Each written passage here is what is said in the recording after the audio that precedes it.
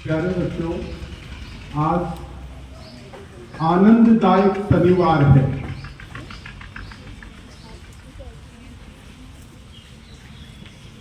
और इस पे कई बार आपको कहानी, किस्से, सुनाए जाते रहे। कहानी, किस्से ये यूं ही नहीं होते, ये मनुष्य के ज्ञान और अनुभव का निचोड़ है, जो आपको जिंदगी जीने का सलीका सिखाते हैं।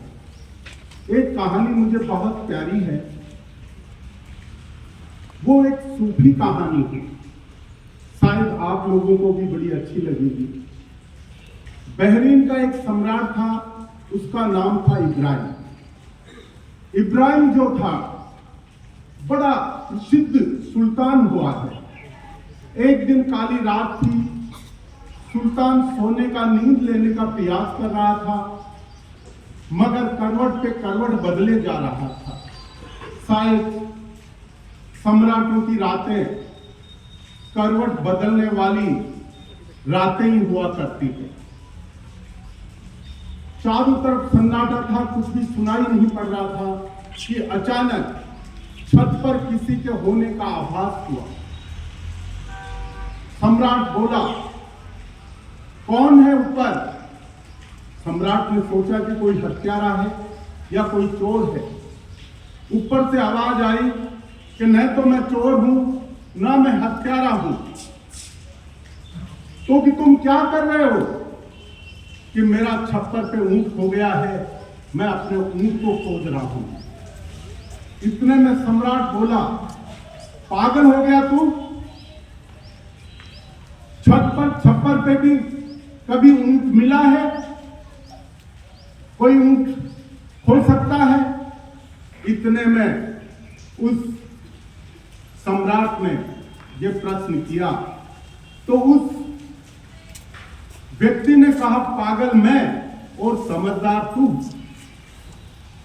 आनंद जब तू सिंहासनों पे ढूंढ रहा है, तो मैं क्यों ना छप्पर पे ढूंढूं?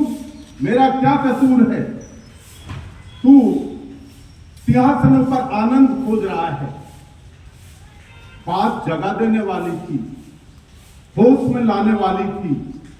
उसने अपने अनुचरों से कहा कि ढूंढो, पकड़ो, ये कोई साधारण व्यक्ति नहीं, ये कोई असाधारण व्यक्ति प्रतीत होता है। और कहा जाता है कि द्वारपाल वो सब दौड़े, मगर दौड़ने के बाद में देखा कि जैसे मुट्ठी में से रेत फिसल जाती है, वो वहां से चला गया, फिसल गया। दूसरे दिन सम्राट अपने दरबार में बैठा हुआ था, सारे लोग बैठे हुए थे कि अचानक सम्राट जो है, उसको बाहर द्वार के ऊपर किसी से विवाद होने की आवाज सुनाई दी। कोई द्वारपाल से कह रहा था कि मुझे अंदर जाने दो, ये सराय है, ये जो है धर्मशाला है, इस धर्मशाला में मुझे ठहरना, मुझे रुकना है। और द्वारपाल कह रहा था कि तुम पागल हो गए हो, ये हमारे सम्राट का घर है, ये हमारे सम्राट का महल है। तो उसने कहा कि वो कौन सम्राट है, उसे मेरे सामने लाओ, जिसे ये भ्रम हो गया है, जिसे ये वहम हो गया है कि ये मेरा घर है, ये जो है सराय नहीं है, ये जो है धर्मशाला नहीं है। ये विवाद सुनने के बाद में सम्राट ने कहा कि ये वही व्यक्ति प्रतीत पड़ता है मुझे, जो रात को इस तरह की आवाजें कर रहा था और छत पे था। उसे लाया गया।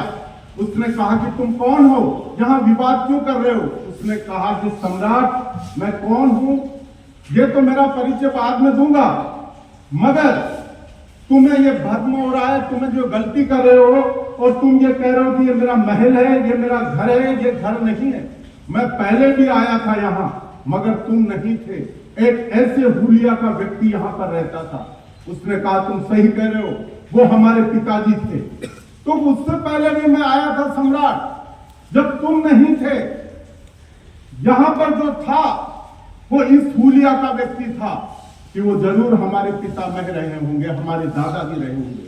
कि देख, मैं बाद में भी आऊंगा, फिर आऊंगा, तुम्हें नहीं पाऊंगा। बता, फिर ये तेरा घर कैसे हुआ? बता, फिर ये तेरा महल कैसे हुआ? फिर आऊंगा, तुझे नहीं पाऊंगा। उसने कहा रे तू मुझे जगा गया। उसके शब्द जो थे वो बुलंद थे, बल था उसके शब्दों में, तलवार की धार की तरह उसके शब्द थे। शब्द जो है कई बार अंगारे बन जाते हैं, मगर वो शब्द जब जीवन को बदल दे तो वो फूल बन जाते हैं। ऐसे ही शब्द थे उस फकीर के, और ये तलवार की धार की तरह उसे घर कर गए। और उसने कहा कि तूने मुझे जगा दिया, मुझे होश में ला दिया। तो उस फकीर ने कहा कि तू भी यहां रह ले और मैं भी यहां रह जाता हूं। उसने कहा कि नहीं फकीर, अब मैं यहां नहीं रहूंगा, अब तू ही यहां रहेगा।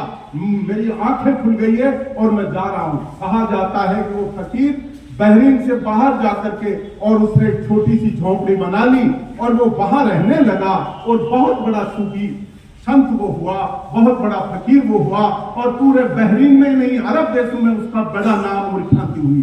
प्यारे बाल को कोई भी चीज स्थायी नहीं है, परिवर्तनशील रही है। इस सत्य को हम पहचाने तो जीवन में बहुत बड़े परिवर्तन आ सकते हैं, बहुत बड़े जो है परिवर्तन हम ला सकते हैं। ध्यानपूर्वक आपने मेरी बात सुनी, उसके लिए धन्यवाद। अब मैं आज इस आनंददायक शनिवार पे ये चाहूंगा कि कुछ बालक अपनी रचनाएं यहाँ प्रस्तुत करे तो मुझे बहुत खुशी होगी। जय हिंद, धन्यवाद।